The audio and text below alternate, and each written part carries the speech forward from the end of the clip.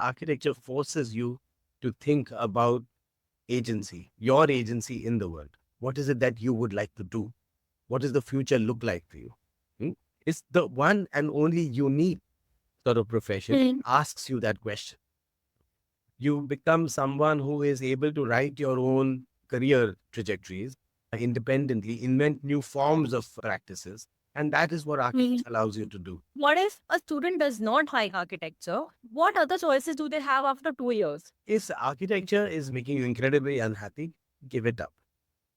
There is no Okay. point suffering through for the next 3 years at all. Say what is better, and we realize that actually it's about making a world that is more free, equal, and just for everyone. Okay, nothing kind of complicated about that. And also, it's a world where there is an act of love, of giving, of sharing. सबके लिए training चाहिए, discipline चाहिए, training चाहिए. It's only then that your work is able to go beyond just the ordinary templates that are given to you by the tools at your fingertip. The Today we have Rohan Shivkumar with us. Rohan is an architect, educator, and a filmmaker. He is the Dean of Architecture at the Kamla Raheja Vidyanidhi Institute of Architecture and Environmental Studies, Mumbai. He is also the principal of the Architecture and Urban Practice, the collaborative design studio, and is a member of CRIT, an urban research collective based in Mumbai. His work ranges from architecture, urban design, and consultancy projects to works in films and visual arts. He has numerous publications under his name and avidly speaks in workshops, lectures, and seminars related to architecture. Given his diverse background, we can literally strike up any conversation with him, but today we'll focus on his teaching experience and we'll try to find answers to common questions every newbie in the architecture fraternity has. So, let's get started. Hello, Rohan. Thank you for joining us today. Thank you, Soumya. It's a pleasure speaking with you on your platform. I'm looking forward to today's conversation. That's great. As I mentioned that the intent of this episode is to answer a common question that most students of architecture have when they enter the field and especially when they are graduating. So we'll try to come up with suggestions that can help students in building their careers in and around architecture. Oh. But before we jump directly to the questions, I'd like you to reflect back on your experience a little bit and tell us that how has your varied experience as an architect, urban designer, filmmaker, practitioner shaped you as an educator? That's an interesting question, actually. It's not something that I have spent too much time reflecting upon. But what's implied in your kind of conversation is that I have many different kinds of practice. Right? And Right. but I have always considered all those practices to be part of my being an architect. I've never seen any of the other work that I've done, whether that's as a filmmaker, a person who makes exhibition, a writer. Uh, I've never seen, or even teaching, I've never seen that as not work an architect does. So that's my first answer, Right. right? The question really is that what do I see architecture itself as? And therefore, what do I see the practice of architecture like? Because my practice as an architect is being an educator. Huh? Yeah, that's actually very interesting because many people say that if you're not practicing architecture, you should not call yourself as architect. Yeah. I disagree with that quite a bit. Because Yeah. actually, what does it mean to practice architecture? That is my first kind of question, right? Is the practice of architecture really limited to that, what we call the profession of architecture? Or is architecture a much broader field than that?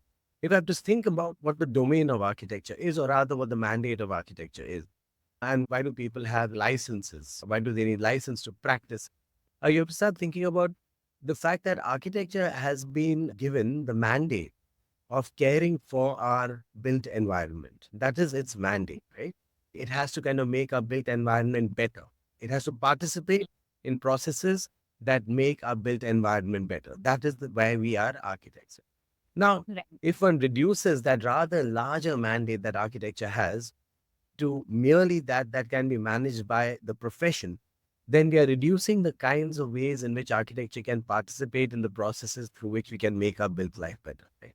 Because you could be making films, you could be writing policy, you can work as a planner, you can do so many different ways in which acts of design can participate in making the world better. To simply narrow it down to a particular kind of model of practice, I think would be delimiting to the scope that architecture has. In other words, what I want to say is that architecture is an extraordinarily powerful discipline in the way that it helps us understand our place in the world, and especially not only in helping us understand our place in the world, but also be for it. Its mandate itself is to think of future. It's about thinking about what our future world is going to be. Exactly. And I think that that is something that I feel almost privileged to be part of that entire discipline. And so it's a very exciting space to be for me. And me as a Yeah. teacher, I think my job, my role in the world is to be able to not only create students who can then participate in the practice as it exists today in the profession outside, but also to perhaps enable them with tools so that they can evolve the ways of practicing in the world that can help to make the built environment better, which might mean many different things. And with everyone, the kind of way in which one chooses to practice can change. Yeah. So, in other words, my connections of my worlds, which is film, art, and uh, theory, and other such things, have helped me kind of understand this about architecture, I think. And I believe that all of these have become important to me as the question you asked, as an educator. So having a varied experience helps you as an educator. Yeah. I have to start thinking about, okay, theek hai, at some point in my career, I've designed a few buildings in Bombay and I Yeah. am trained as an urban designer. Yeah. I had to at some point think about what is it that I would like to, what is it that gives me joy in architecture, not outside architecture. And I realized what really gives me joy is the act of knowledge, making ideas, working with ideas, working with people, trying to spread ideas, trying to create a space where we can think and think about our contemporary times, think about our history, and think about what futures we are writing for ourselves. Yeah. Architecture became an incredible instrument through which we can understand both of these ideas. And that started giving me a lot of pleasure. And I felt like that's Right. really what I was happy doing. Very kind of also interested in thinking about the fact that in the kinds of ways in which we read our cities today, we read our built environment today, has too often been based so much in models that have nothing to do with our context. So we are left with almost no kind of, let's say, languages, no methods to be able to understand our peculiar situation. And I felt like architectural discourse in India could really begin to think about how does one be able to create knowledge, new knowledge about where we are, and of course, be able to create a community within which we could be discussing these questions. Which is why teaching becomes a really important and interesting place for me uh, to work That's with. right. So would you suggest a 18-year-old science student to take up architecture? Yes, I would. I mean, I say this very often to many of my students, and many people otherwise. I don't know any other sort of education system, okay, in any Hmm. other kind of discipline that is so engaged with the world that we are living in and is asking so many questions of us to be able to figure our place in the world out. In other words, the hard sciences are one which are very narrow. They are very looking at very specific kinds of questions. The arts are also really interesting, the humanities, because they do allow us to see ourselves within larger patterns. But the difference between them and architecture is that architecture forces you to think about agency, your agency in the world. What is it that you would like to do? What does the future look like for you? Hmm? It's the one and only unique sort of profession Hmm. asks you that question.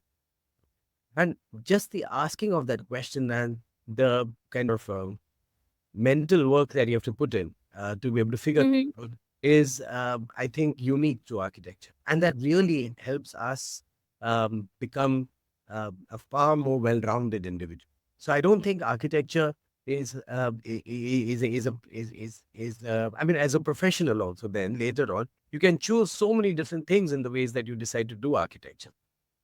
Yeah, that's true. Like you are right now, holding this podcast series and you're this, but I think you're still an architect, right?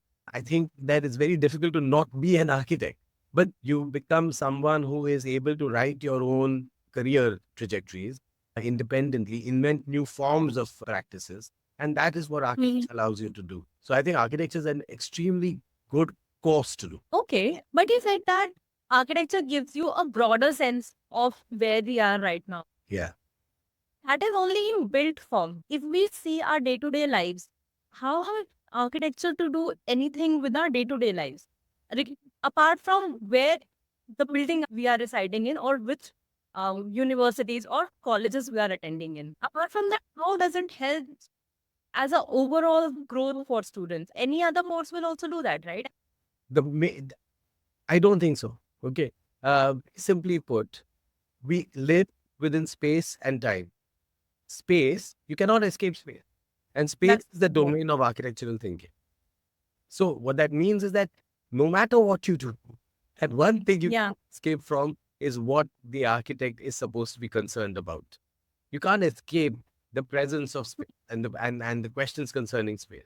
Social lives are played in space, economic opportunities exist in space. We are perpetually navigating spaces, experiencing spaces.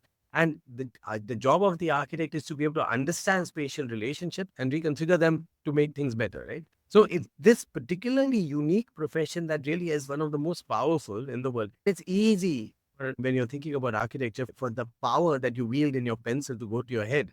I don't know how many of you have read that book, The Fountain. It's a fairly atrocious book.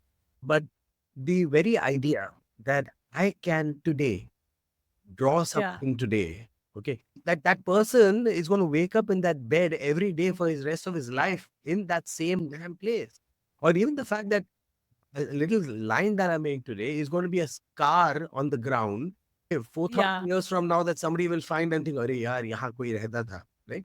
So Right. the amount of, so it's a frighteningly powerful space that we occupy. And the scale of it can be quite incredible, which also means that responsibilities that one has as an architect are that much greater, and they should be. It should be. The kind of passion that architects follow in their hearts. But what a typical student if they are comparing engineering with architecture or even any other course, be it CA or be it civil services, anything like that. Mhm. So how do they know that architecture is for them?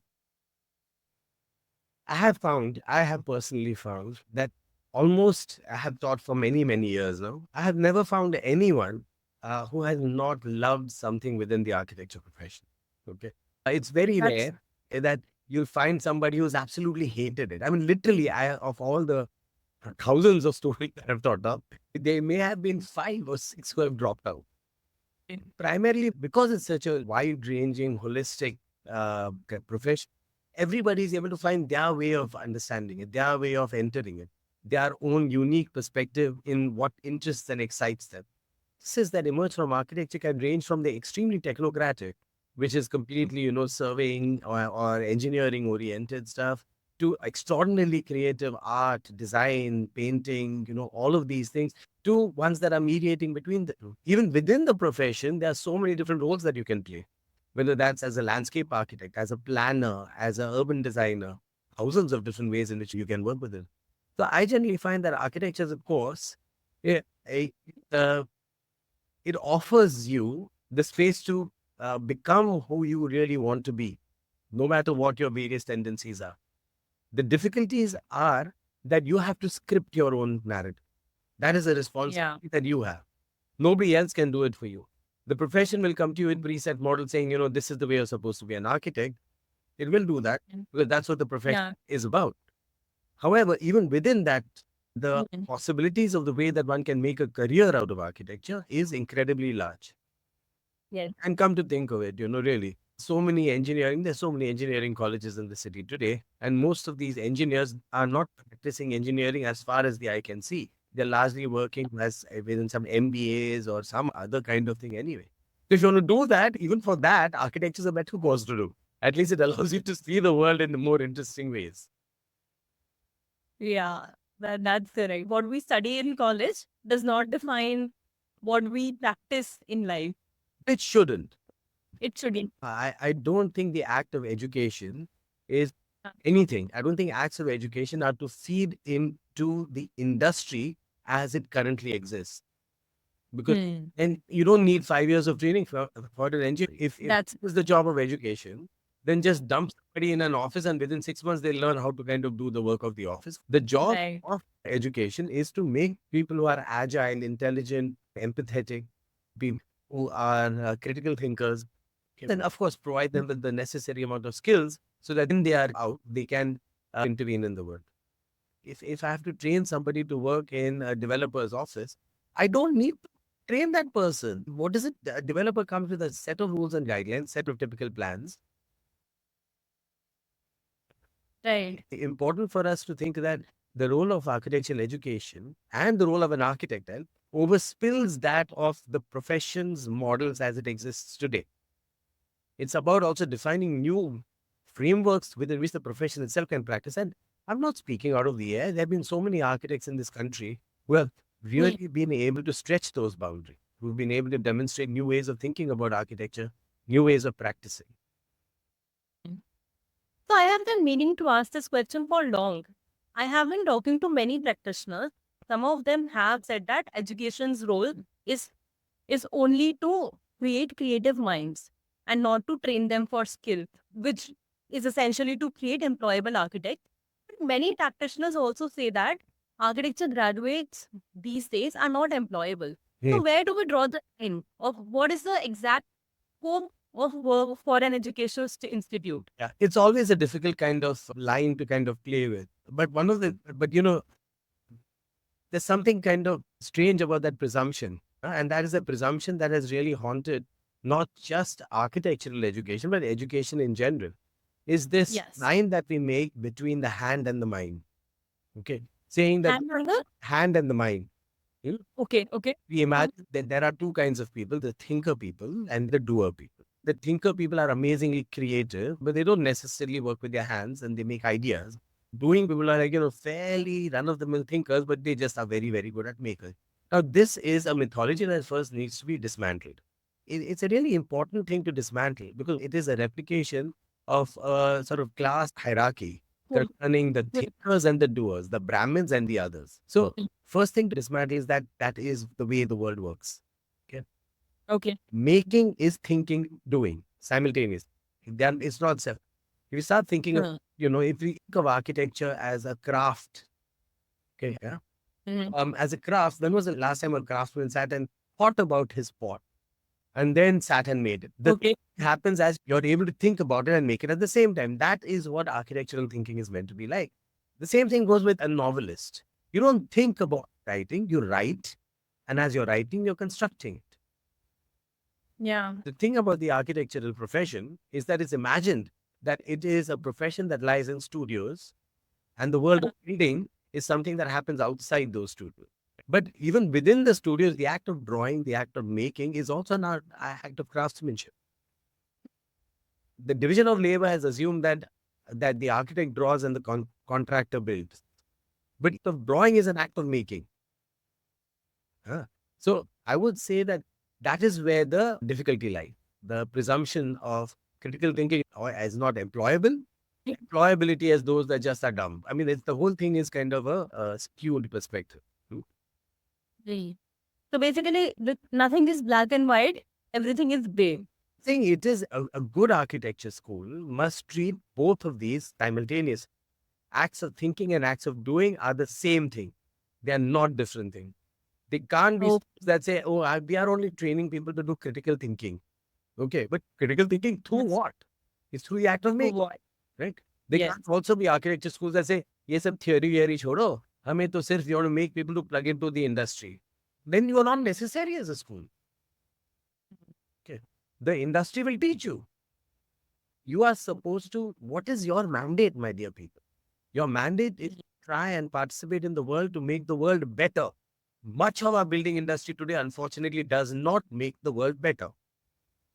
If you're simply going to plug into this industry that is effectively creating environmentally hazardous and absolutely unlivable environments, then you are, in my opinion, not really an architect. But what if a student does not like architecture? What other choices do they have after 2 years? How is NEP helping here in this manner? If architecture is making you incredibly unhappy, give it up. There is no point suffering through for the next 3 years at all. Try and find things that are bringing you joy within the field because architecture really is that broad a field. You can find something that you are genuinely great at. Because architecture can encompass people who write, people who draw, people who think, people who make, it has space for many, many different kinds of things to do, usually. Okay. If Mhm. you are still not able to find something that is going to give you happiness, or if the environment that you're in, slash the architecture school, is not one that is conducive to your particular interest, then either find an architecture school that is, that or that is able to allow you that sort of growth, or maybe Mhm. architecture is not for you, and then you should leave, because it is not an easy course. It is mentally, emotionally, and physically exhausting. Okay? Yes. It's Yes. That- mentally exhausting because it asks you to think about things that you've never thought of before and asks you to think of those rigorously. It's emotionally Mhm. exhausting because your ego is perpetually online, because you are up for being judged perpetually for the work that you're doing. And it is Right. understandable that you will be, because after all, every single thing that you do is one that's going to affect the world in such a dramatic way. Okay. And physically, it is work. I mean, it's actually physical labor, because Mhm. making and thinking, okay, are both important Both simultaneously. important. Yeah. Right. Okay. So you said that there are many fields that students can delve into even after architecture, or even if they decide architecture is not for them. So what are these venues they can take? Okay. There is, of course, the Hmm. classical architectural, the architectural schools generally, Yeah. imagine architectural practice usually in three models. There's one which Okay. one which is you would call the boutique model. So you join these inner firms doing very Yeah. particular kinds of designs. They're very signature styles. They do houses or institutions. There's that model. It's the classic atelier model. The second model second kind of architecture firms that many people join are the large scale corporate ones, Yeah. where it's a large sort of kind of conglomerate of many, many different departments. You Hmm. join one department, you have some amount of independence maybe in that department, but largely you're playing a particular part within a larger whole, and then you gradually rise through that. That's the second one. The third one Right. is where you decide that you want to start an independent practice. That this is not, Yes. you don't want to work through somebody. You want to you have the social capital, because you require social capital to have an independent practice. You have the social capital, you have the contacts, in other words, to be able to build your own practice. So you start off small, maybe an uncle's bathroom or a tiny little house for your father's friend, and then you gradually build your own firm through that entire thing. Largely, as far as I know, there are three classic architectural professions within what is called architecture, right? Right. You have an entire field even within that domain that begins to expand, like people who specialize maybe in landscape, or people who specialize in hospitality, and Mhm. structural ideas. So you have a whole field of allied disciplines that opens out for you. And even over there, the models can change. You can do consultancies. You can do, I mean, the whole Yeah. the plethora of things are there. Then even outside that, there's another penumbra of things that you can work with, which include the world of design. Okay. Graphic Mm. design, signage design, movies, films, all of those things exist. The entire cultural artistic field. Mm. What's that? Film sets, production. I mean, all these very, Right. things are there. But besides all of these, also there is the entire world of kind of planning, urban design, housing, Mm. policy. There is that whole world that's there. Some of these are enabled by masters programs. And now there's the whole new world of I don't know, new technologies, I guess. The AI, the software. I know students have gone ahead to become gamers and game designers. So it allows you, this field opens out for you, okay, of the many, many possibilities that you have. Because like I said, no profession on this planet can escape the question of space and form. So you find your way into almost anything, somehow. Right. Right. So I was actually aware of all the things that you have said, but now you have put them just in front of me. So even I am thinking like, wow, yeah. I mean, this is a huge opportunity for anyone who would like to join. It is an incredible thing. The thing is often that we have to be able to script our own destiny. Architecture Hmm. will offer itself to you to say that this is सब ऐसे plate पर नहीं मिलता. You know, you have Right. to be able to Huh. kind of make your world, and that is extremely empowering, but can also be scary, because it's like, what do I do now? Why is everything not set for me? Why is it Hmm. after I join a kind of teaching, after I join a college, My entire life doesn't kind of get spread out for me with a red carpet. Saying that, yeah, yeah, yeah, yeah. If architecture did that, it would be a machine for the production of people, right? But architecture is not that kind of discipline and is not that kind of profession. Most It does not require to be like that. Yeah. Most architects, anyway, even if you look at the, many of my friends who are architects, they are not only working within the narrow field of architecture and with the way they're trained. I know so many of them who are working with making books, by being part of advocacy projects for communities. And all of them did at the same time. They're not choosing one over the other. They're just choosing to do these things within the world of architecture. Right.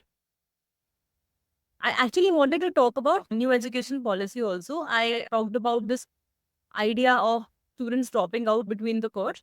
So, do you think NEP will have an impact on this? Where is the implementation in this, and what is your thought on this? I think many of the ambitions of the national education policy are highly laudable. I mean, the idea of Okay. making a kind of more holistic individual, and a person being able to choose different kinds of trajectories for their own courses, not one model that fits all. I think these are great ideas.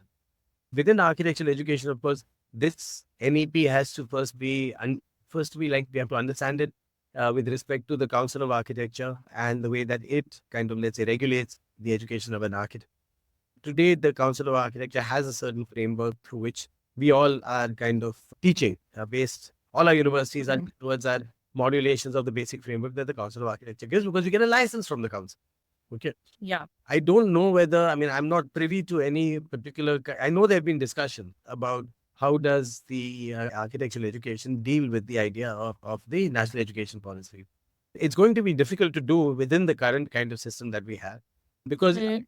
a lot of things will change. The contours of those changes, I'm not very certain about, to be honest. It's difficult for me to predict exactly what is going to happen because obviously I'm not part of the Council of Architecture's discussions. But I think that it would be an interesting thing to look at. Maybe through the national education policies, we could address some of the lacunae that lie within the highly structured university system. But I must say one thing that I teach within Bombay University, and the Bombay University syllabus by the Board of Studies has been extremely open ended and flexible for every college to interpret in the way that it wants to. So it creates a very loose framework, and we've been able to, I think, do a lot of sort of lot of what I think the Council of Architecture, the NEP also is trying to address Mm. more broad-based education, a multidisciplinary education. So, I mean, I would love to know more about exactly what the changes are, but I'm not certain what they're going to mean for architectural education yet.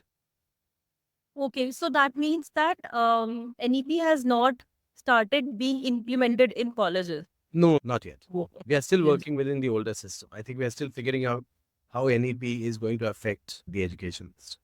No, that will be a big it's because they have said to add many more new courses, and architecture itself will reduce to a 3-year program. Yeah. Then We don't know any of the specifics, so it would be jumping the gun for me to have an opinion about things that have yet not been verified. Sure. Okay, let's discuss about internships. Even my experience and many other students' experience of finding internships is kind of traumatic. This is because they do not get proper guidance of how to make a portfolio, how to apply, and they have to figure out which office is right for them. Hmm. Otherwise, they can traumatic experience even in the office. Hmm. So, why do colleges lack that kind of framework? And what can colleges do to help students? Yeah.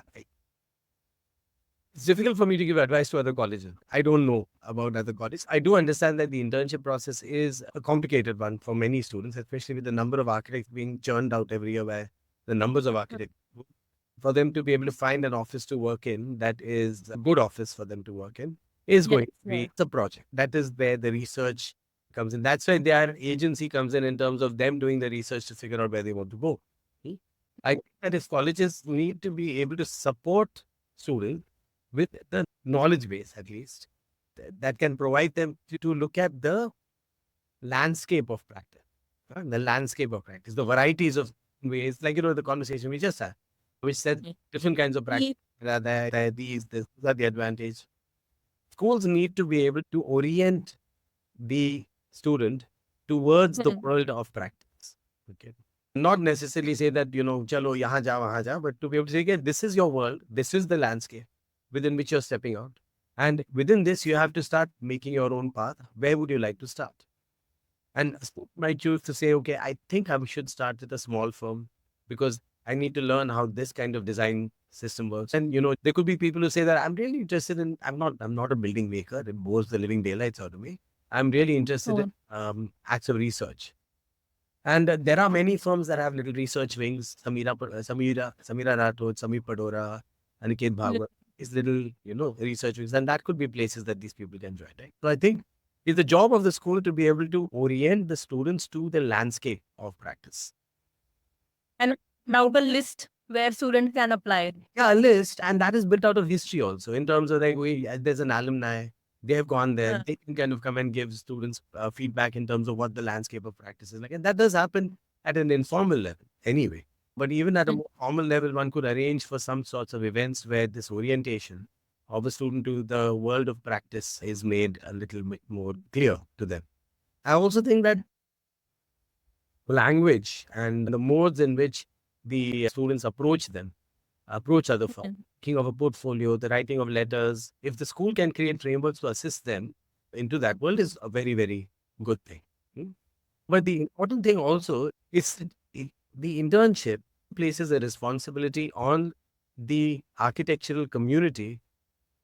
That's what the internship is. The internship says that the architectural community now has a responsibility to train these young students in mm, some of the ethics of the profession.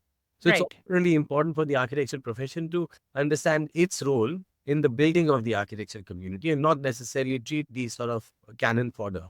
Many of these side as decorations to make chai or, or as often not paid so that they are paying out of their as if the architect is I don't know some sort of god figure and these guys are privileged to be part of that environment. I think that kind of sends out the wrong signals concerning the profession. No work, okay, is work that should not be respected, even if it's an intern, even if this person doing some basic, let's say, tracing of things. It is labor that the student is putting in, and she will Mm, be respected for the labor she's putting in. So I think that there is a responsibility on the architecture profession as well. right. What I am more interested in talking about is why do colleges not collaborate with at least the top firms in India? So, if I draw a comparison with colleges in engineering, so I know for a bit for sure, what they do is they have a collaboration with top IT firms and they directly send students for internship there. Is it difficult for colleges to do that, or like No, why is it common for architecture? it's not, but you're assuming that there are 5 top architecture firms in this country. There are Oh, many. that's There are many, many that. firms. Huh? Yes, yes. That's what I'm saying. Like, even if we have 500 firms, students will have at least 500 options. So I know schools that do the opposite. So the way that JJ does, and we also are doing it to some extent now, is that we are putting Uh-huh. the portfolios of the students are put Uh, together in an exhibition at JJ College of Architecture. right. Invitation is sent out for many architects of the city to come and see the work and see whether those are people that they want. We are creating an online portal in the school where the students can put up their portfolio. And anybody who's in them can go and access those portfolios and see whether that's the person that they want. We are trying new models through which we can build that relationship between one and the other. JJ has been doing this for a while and it's been quite successful, I think. Uh, but of course, firms that are outside Bombay can't access the space of JJ. So that's the reason why we are trying to expand that more. I get a call saying, ki, your course is looking for somebody. Do you have anybody? That's the way that the school is working. And there are certain firms that are interested in students from KRVI only. And there Mhm. are others. So every school has its own set of and firms Mm. that cater to its particular interests. So that's the way it's Oh. working. I think that's something we have to figure out in terms of how to do. Mhm. But this approach might have a little setback. Now I am thinking smaller firms will lose out the opportunity to hire intern. And students enjoy working in small firms as well because they're making that their go-to site. They're speaking to the client. They have a far more active role to play. So I think that everything cannot be done by the school. especially at the fourth and the fifth year level, when the student should have had the kind of maturity to be able to decide as to where she wants to go for her internship, what is the kind of architect she wants to be. Right. Personally, my office was very small and I enjoyed my internship a lot. I learned a lot. Hmm. And thing which helped me after architecture, not Yeah. exactly code skill, but other thing. It's also learn what you don't want to do sometimes, not learn what you want to do. That is also, That, yeah. uh, uh, this brings me to actually another different story. So we were discussing that fourth and fifth year students should be able to make their own decision. So what other things colleges are not responsible for? So I'm talking about the core skills, the core knowledge, which a college expects a student to learn on their own. And if you have not found students doing that, what are those things? I think that the first thing I feel, okay, just maybe a generational thing for me. I Okay. see that it's the job of architecture to participate in processes that are making the spatial environment better, right? Is that. And that very simple statement is a very loaded one. It's how to say participate in processes. A, to be able to say that one is not working within a void and one is not this master designer that can come and put lines and something emerges, but to understand that you have a role to play in the world and you're part of larger social, political, and economic processes. And you have to find your place within it. And that requires a certain level of being. So that's one thing. The second thing is the idea of better. Like, ये better होता क्या है? What is a better spatial environment? And we don't seem to ask that question far more. Two things in architecture circles. One is क्या बड़ा building बना है? Just the building itself. Like, oh, ये बहुत बड़ा है, or it's टेढ़ा, or it's taller, or it's, and the idea of what we call better is very, very skewed and tilted. It's not about making the spatial environment better. It's about fame and individual kind of adulation. Right. If you ask that question again and say, what is better? And we realize that actually it's about making a world that is more free, equal, and just for everyone. Okay. The thing kind of complicated about that. And also, it's a world where there is an act of love, of giving, of sharing. That's what the thing is. And we think architecture is that field that is supposed to make the spatial environment more free, just, equal, and loving. Okay. Then I feel like we are really getting to making students aware that they have to figure out ways in which they're going to participate in processes for that to happen. And for that, students require a level of maturity as well as critical thinking that helps them figure this out.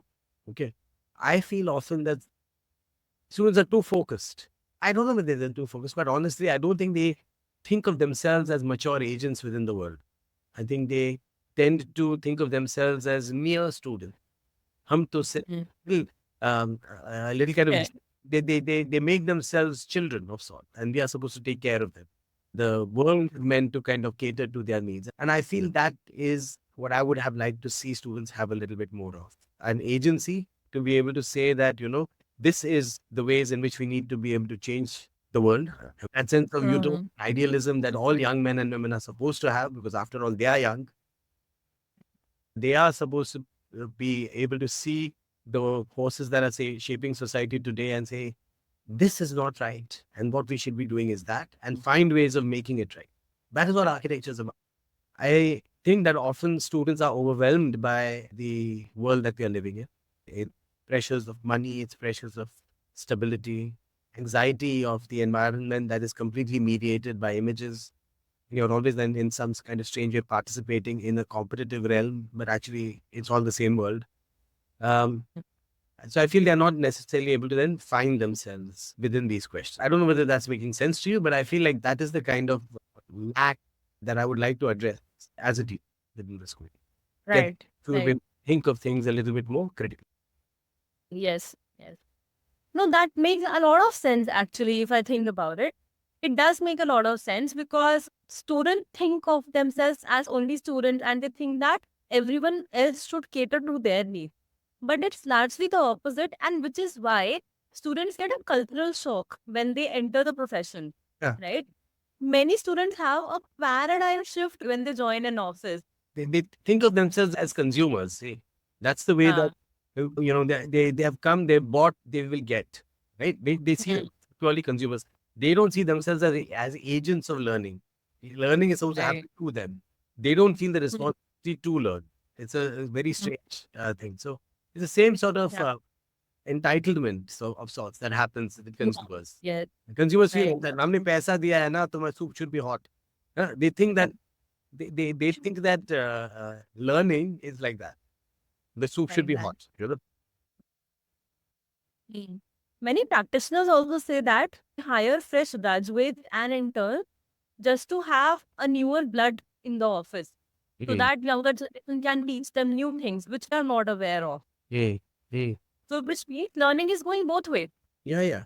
I mean, I teach because of that also. No, one of the reasons I teach is it because it's always because you're always working with people who are young and with Yeah. concerns that are about today. So you are also never kind of, let's say, stable in everything that you know. You are always also a little insecure about whether you're right or wrong. And I think insecurity is a very important thing Right. for learning. If I think that I know, then I learning. If I think that Yeah. maybe I don't know, then I'm open at least for my Mm. to change, and that is why the act of teaching is such an important act of learning. Mm. Right. So we have talked about the skills that an architect or an architecture graduate should have, which is critical thinking. But apart from that, is there any core skill which students should spend their time when they are in fourth or fifth year, especially when they're looking for jobs? First, let me kind of also kind of clarify exactly what I mean by critical thinking. Right? Remember, in the earlier part of the conversation, I said the myth of mind and body are actually mythology. Right? So when I'm saying critical thinking, it's not critical thinking bad karma deeply soch raha hu. It's critical thinking about making, about material, about structure, about spaces, about light, about things. It's critical thinking about that, along with what role that plays within the world. I mean, very simply put, right? Just to kind of be we very often think that technologies are just technologies, right? There's brick and there's stone, and there's ways in which they come together. I would like to say that is not true. Brick is merely a material, but when an architect is looking at brick, she is looking at it within a certain kind of context, right? Brick in Rajasthan is going to be different than brick in, um, I don't know, very pick a place, okay, Tamil Nadu, right? Because Um, the kind of labor practices, the kind of communities, the kind of economies that are related to that brick are different. Okay. So one should also think about technologies themselves critical. There's no such thing as just making, in other words. So coming back to this point, that the act of critical thinking includes the act of making. That is the first kind of thing I'd like to. And that is a course. That itself is the yeah, course. Okay. okay. I think there's a core skill beyond that. If one is thinking about the act of making critically, Everything else is a derivative of this. so exactly. Yeah, yeah. Okay, Hmm? all right.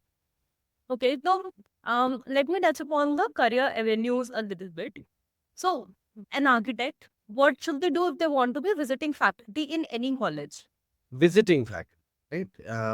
Not necessarily a full-time teacher. Because I have seen many architects wanting to be a visiting faculty. They So want both the best of the both worlds. yes, I understand that entirely. First of all, I think you need to be a teacher of any sort, part-time, anything. You need to keep Correct. yourself curious. Why I'm saying this is too often there is this idea that the visiting faculty, because they're working somewhere, will bring Mhm. their knowledge to the school and they will teach people in this. There is that, no, bahar ka. And then, but often they are very different skill sets. Yeah. The space of learning is not a space merely to plug into the practice. The practice is not a superior form, and the Mhm. acting is not an inferior form. First, that has to be Mhm. very clearly understood. Right? Right.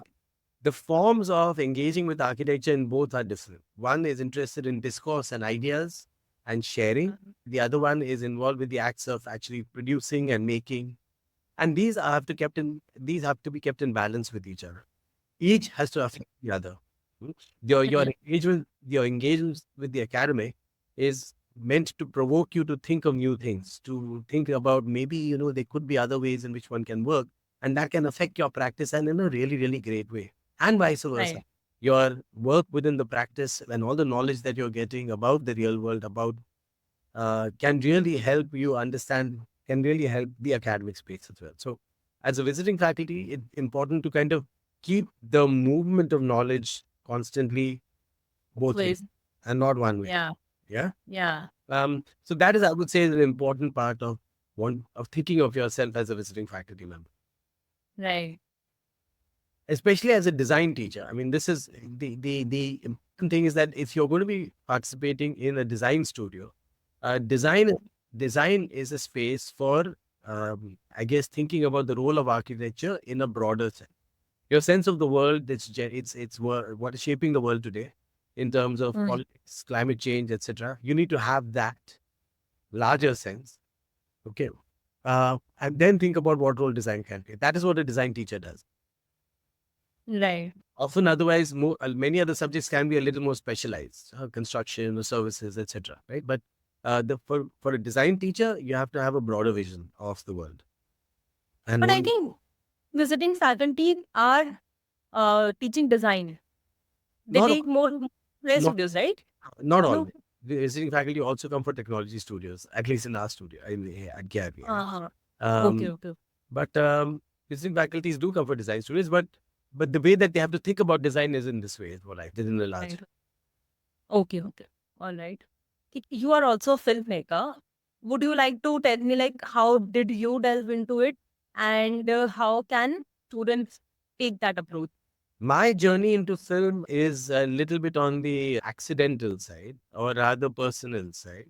My partner is a filmmaker. Okay, as a filmmaker at the film, it was suddenly it was and because of him and because of just being in Bombay, the circles that I have been part of for the past 25 years, circles or other circle of artists, intellectuals, filmmakers in the city.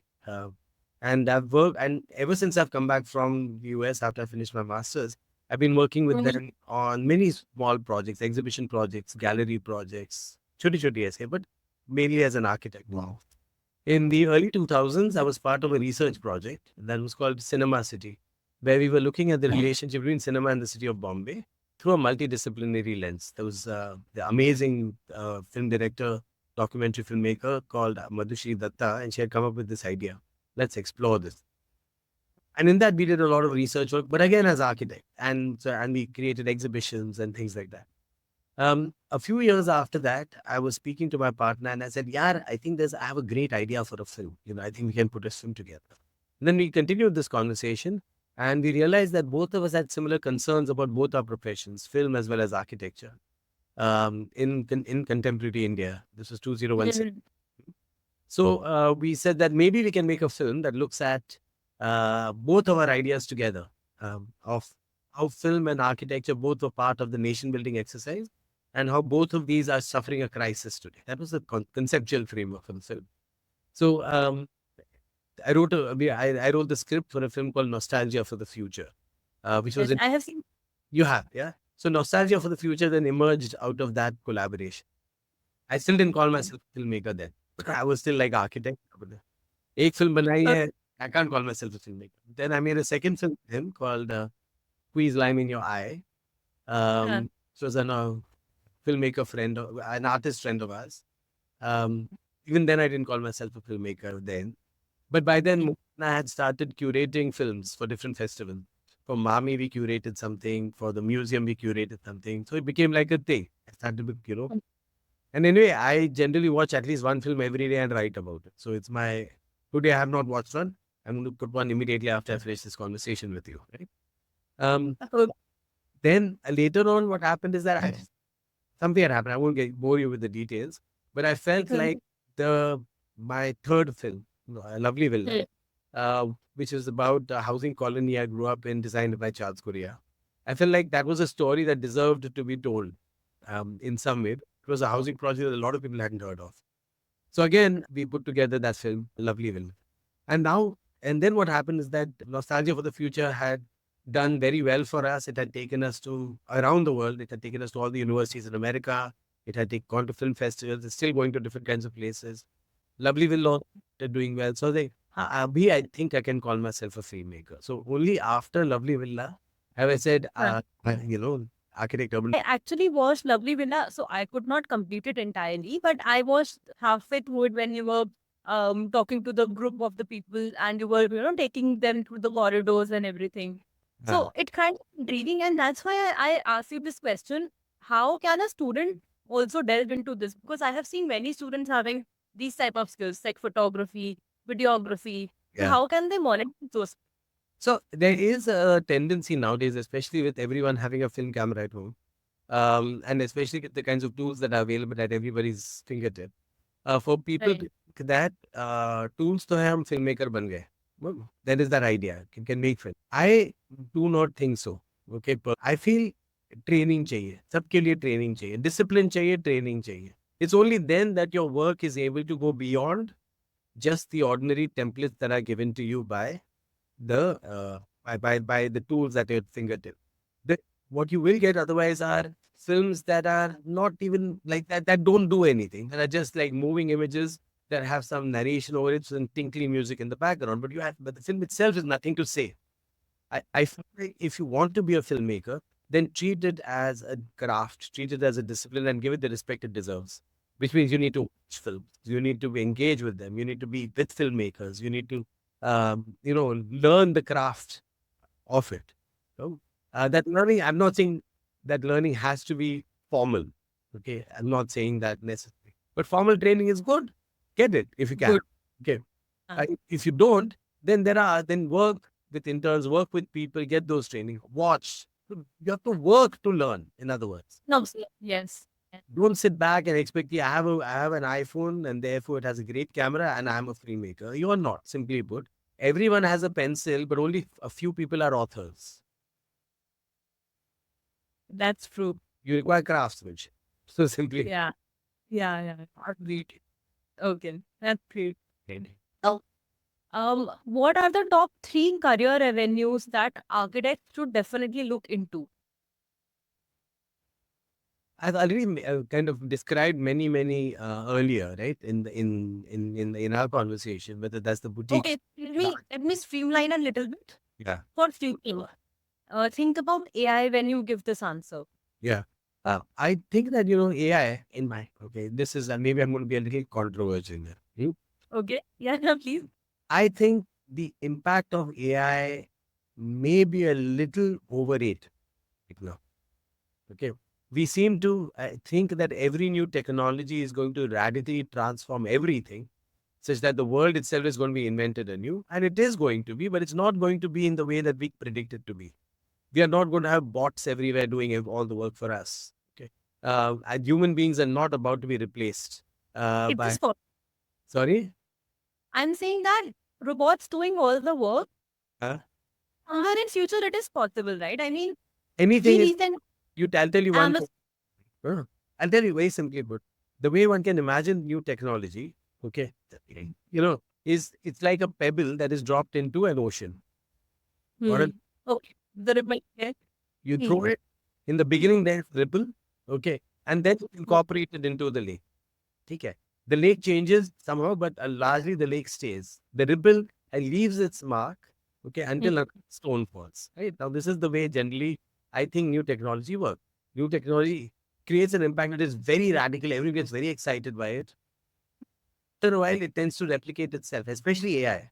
Okay. Now, if I read something, I know it's written by AI. Why is that? Why is that the case? If I see an image, I know it's by AI. Why is that the case? Because AI is learning from itself only. There's nothing outside it. Yeah. Yeah. So, That's true. so what ends up happening is you're just getting loops. Nothing outside is happening. Wait, you're right. Same kind of language, the same kind of image making. In the beginning, it was exciting and radical, but now it's predictable. And for something else to happen, for something new to happen, the human is a necessary ingredient. Until now, at least. Okay.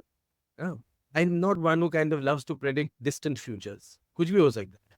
I could never predict the pandemic for God's sake. Okay. So, I mean, anything can happen. Na? So, Right. what Who can predicted that? we, at the most, we can really kind of talk about our immediate futures, immediately what we need to do. What are the steps that we can take today? And to be even more clearer about it. I don't technology is the question. Technologies will come and keep coming. Okay.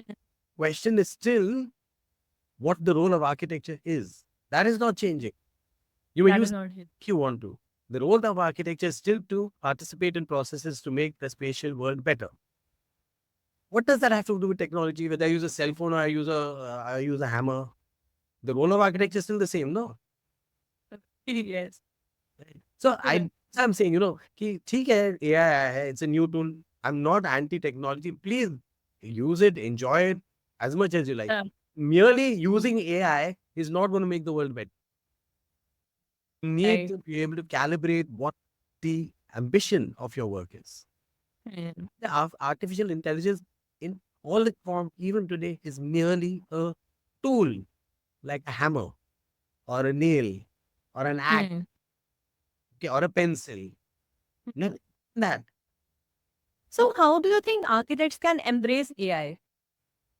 I don't need to tell them how to embrace it. They're embracing it left, right, and center. Okay. I have seen, I mean, my students tend to kind of get AI to write their essays, which is a stupid idea because you can read like ये तो AI है, ठीक है? You Okay. architects who are generating images for their clients based on AI. ये 4 Hmm. Option है, जरा आप इसमें से डिसाइड कीजिए, right? These are all ways in which architects will do what they have to do. Okay. But Hmm.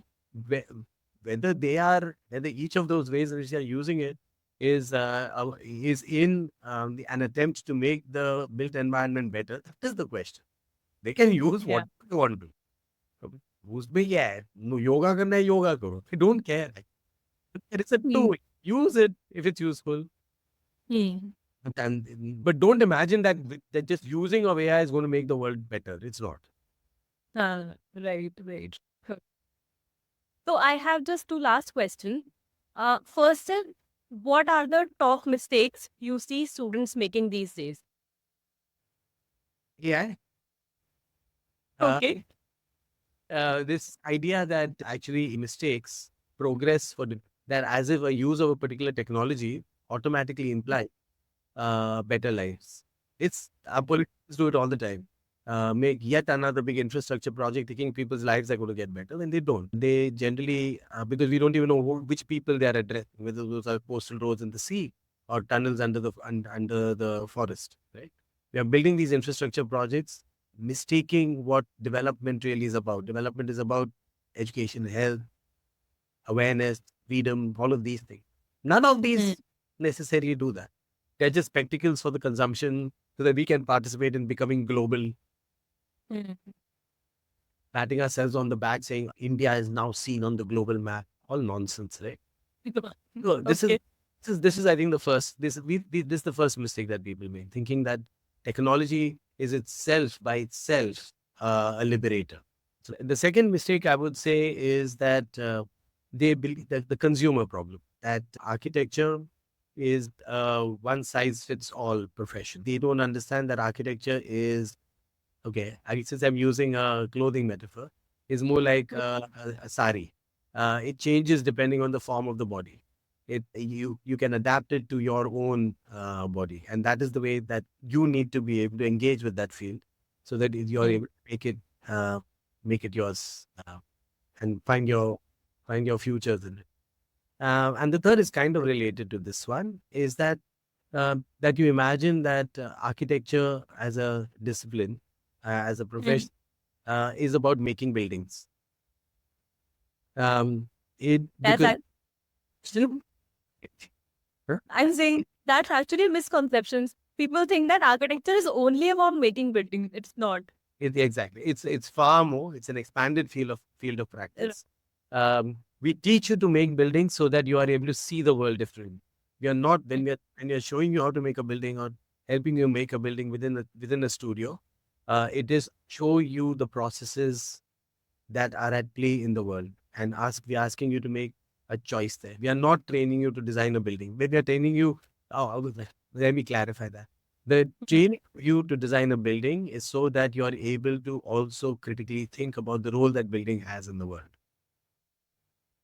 Yeah. So that's it's a really important thing. Often when in colleges that you go to, and they have these projects that are designed. A design project is. design project होता है ना सब, and they are like लेकिन ये unrealistic project है. I'm like college के अंदर कर रहा है, unrealistic ही है. The point is not that.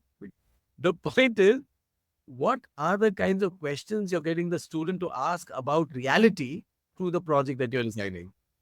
That is what the role of that studio brief is not to train the student to design a cultural center in Kharghar, if that is the brief. The role of the design project is to train the student in how to design. No, anything outside, right? How to design. Training them in processes that are far more deeper than merely the design of a building in Kharghar. Okay, well, right. Yeah. So that's sort of thing. So I'd like students to, to really think about that a little bit more about the ways in which they can think about the role of education, what they expect from education, and how they see themselves in the future. Okay, that's great. Another last thing that I would like to know from you is return on investment.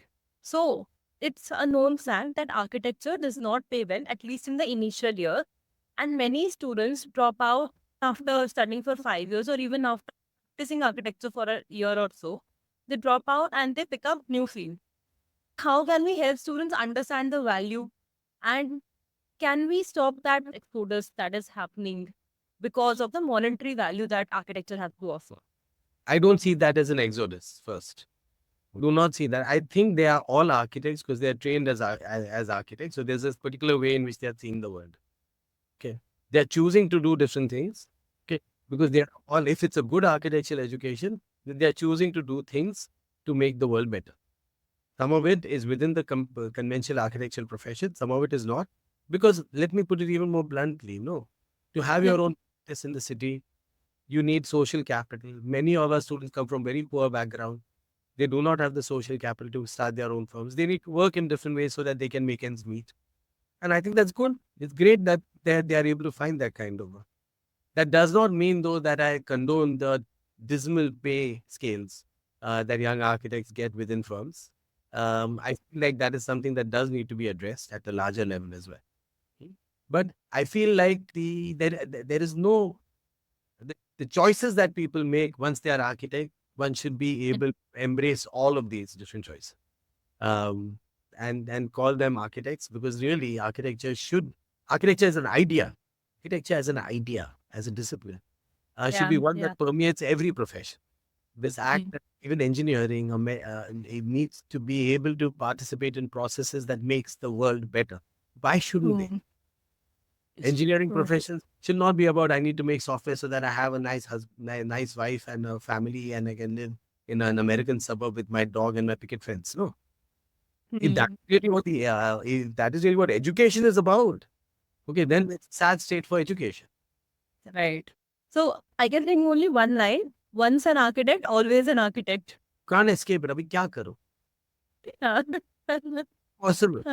Thank you so much. I mean, it has been a wonderful discussion. I think students who see this episode, probably they also learn a lot and break the silos that people are working in, and break that epitome of architecture.